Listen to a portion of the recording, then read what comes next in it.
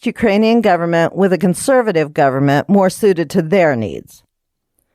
When World War I ended, the Central Powers had to leave Ukraine and take their puppet monarch with them.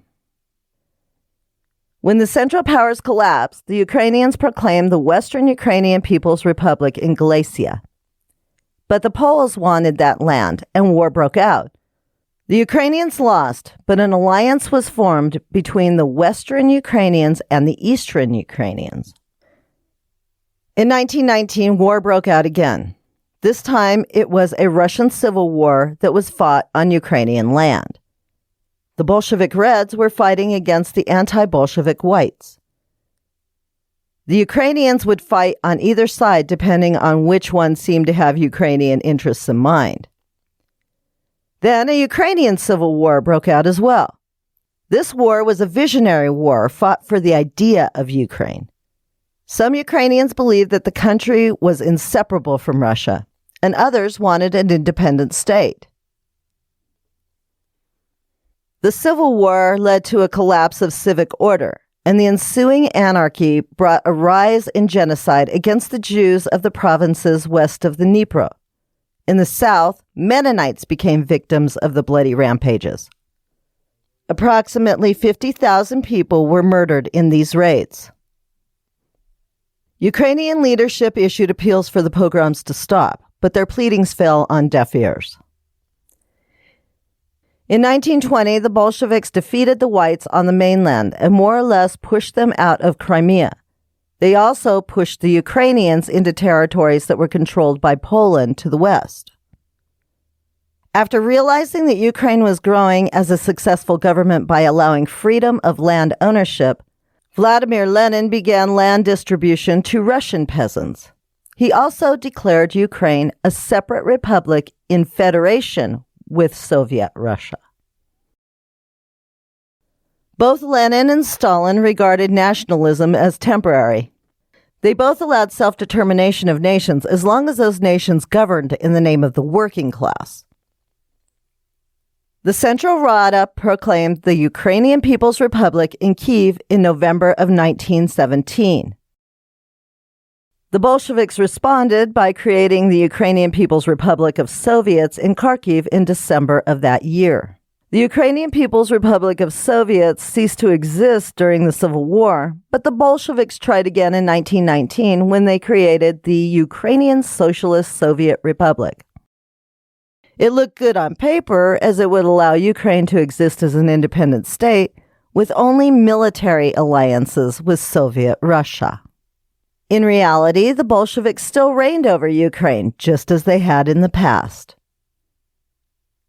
In 1922, Ukraine became one of the 4 founding republics of the Soviet Union.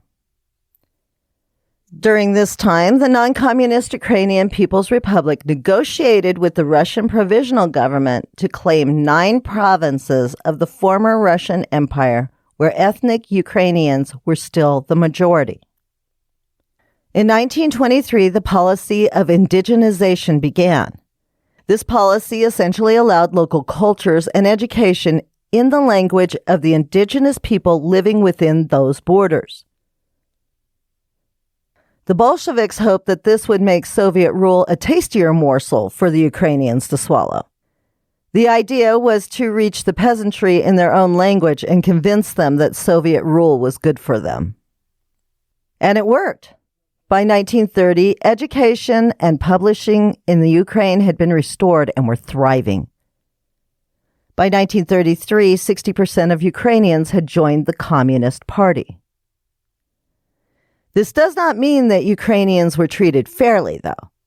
From 1929 to 1932, the Soviet Union had forced grain collectivization upon the people of Ukraine. The Soviets wanted to sell the grain abroad and demanded the maximum amount of grain from the Ukrainian people. The project was aimed at funding the Kremlin's huge industrial projects. Ukrainians resisted by hiding grain that they needed for themselves. They would slaughter draft animals rather than conceding them to the collective farms, and they would just openly rebel. Rather than reducing the grain demands, the Soviets upped them. causing famine in parts of Ukraine, southern Russia, and Kazakhstan. In 1932, the harvest was poor, and the Ukrainians requested that the demands be lowered. But Stalin remained steadfast and accused the peasants of stealing the grain that was meant for the Soviet project. Several villages suffered from starvation, and in the fall of 1932, Soviet army units were deployed to go from house to house looking for the grain that was being hoarded. They confiscated any food that the Ukrainians had. Armed guards were stationed along the border to prevent Ukrainians from leaving to search for food. Entire villages and districts were eradicated during the winter of 1932 and into 1933. The Soviet government denied that the famine was happening at all. In February of 1933, the Soviets finally allowed the families of Red Army servicemen to have seeding stock to relieve the famine. Ukrainian historians estimate that between 3 million and 3.5 million people died during the famine. The Soviets suppressed census data from 1937 and had the organizers of the census executed as enemies of the state. The Ukrainian people were broken. The Stalinist government had won. They accepted Russian rule. During the time of the famine, Stalin also began to scale back on Ukrainization campaigns, and he was planning on purging the Socialist Party in Ukraine. The fourth way to get rid of a culture is genocide. Today, the Ukrainian people celebrate Holodomor, which means extermination through starvation. Several countries recognize the famine as man-made, and the act as an attempt to exterminate the Ukrainian people. Russia, fearing that they would be held accountable for past war crimes, did not acknowledge that the famine was a deliberate attempt to wipe out the Ukrainian people. In 1939, the Red Army marched into eastern Galicia without declaring war on Poland and annexed that land into the Soviet regime. Stalin's cronies organized sham elections, and the result was that the People's Assembly asked to be united with the Soviet Union once again. World War II was just starting as Germany had invaded Poland. In 1940, Stalin issued an ultimatum to Romania that they either return the territories that had previously belonged to the Russian Empire, including Bukovina, or face invasion by Russia. Romania turned the land over to the Russians, and this became part of the Ukrainian SSR. The annexation continued through 1945 when the Red Army took Transcarpathia under its control, and Stalin petitioned for it to become part of the Ukrainian SSR. However, Ukraine fell under Sovietization. Where they had enjoyed several years of Ukrainization, the Soviets decided that all of that was to be eliminated.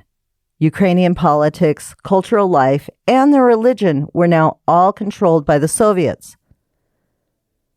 There was more forced collectivization, causing further suffering by the Ukrainian people. All this to encourage closer ties with Ukraine's elder brother, Russia. In 2 days during 1941, the Nazis killed more than 33,771 Jews on the banks of a ravine called Babin Yar. Rather than transporting the Ukrainian Jews to concentration camps, they chose to execute them right there. After murdering the city's Jews, the Nazis chose to continue to kill any other people that they claimed undesirable. This included Russian POWs, homosexuals, and Ukrainian nationalists. By the time the war was over, more than 100,000 people were buried in the ravine off of Babin Yar. The area became known as the Holocaust by Bullets. Non-Jewish Ukrainians would try to assist the Jews in any way they could, even under the penalty of death by the Nazis. In 2015, Israel recognized Ukrainians with the honorary title of the Righteous Among the Nations. Many of the Jews were hidden and then smuggled into Russia, where they fought alongside the Russians and against the Germans. It's estimated that 900,000 Ukrainian Jews were murdered during the Holocaust. Though Hitler planned to turn Ukraine into an area of German colonization, he didn't immediately begin executing all Ukrainians. After all, they could be used as slave labor after he won the war. With this in mind, he banned any education for Ukrainians beyond the 4th grade, and he refused medical care to Ukrainians. He blockaded food supplies to all major cities, and many people in Kyiv died of starvation. Post-war reconstruction of Ukraine was focused on industry and mining, and by the 1960s, it had become a nation of modern urbanization. Industries were producing television sets, refrigerators, and even cars. However, Ukrainians were still being treated as second-class citizens. They didn't have access to the luxuries that Soviets enjoyed, including well-stocked stores.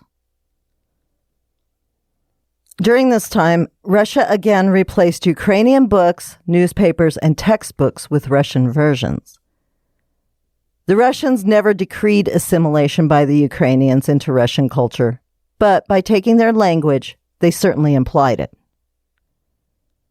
While Ukrainian was the official language of the Ukrainian SSR and remained the predominant language in Western Ukraine in the central villages, by 1970, that had also dissolved. Ukraine was still a part of the Ukrainian SSR, but they didn't govern their country. All government decisions were made at the Kremlin. Ukrainian dissident movements began cropping up in the 1960s. These organizations were mostly peaceful and operated legally. They signed petitions, printed self-published underground literature in Ukrainian, and organized nonviolent protests. And they worked with Soviet dissidents who were fed up with communist rule. Most of these dissidents ended up in the Gulag, and a lot of them died there. In 1975, the Soviet Union signed the Helsinki Accords. They promised to observe human rights, and a year later, a group of dissidents formed the Ukrainian Helsinki Group to make sure that the Soviets stayed in compliance with the accord. The Ukrainian Helsinki Group still signed petitions and protested, but their audience became much bigger when they began reading their publications on Western shortwave radio stations. These publications were read in Ukrainian. By the early 80s, the KGB found the dissident movement and crushed them. Some were exiled, but most ended up in the Gulag. In the end, the dissident movement didn't do anything to bring the Soviet Union down. The Soviet Union fell due to their own failed political reforms.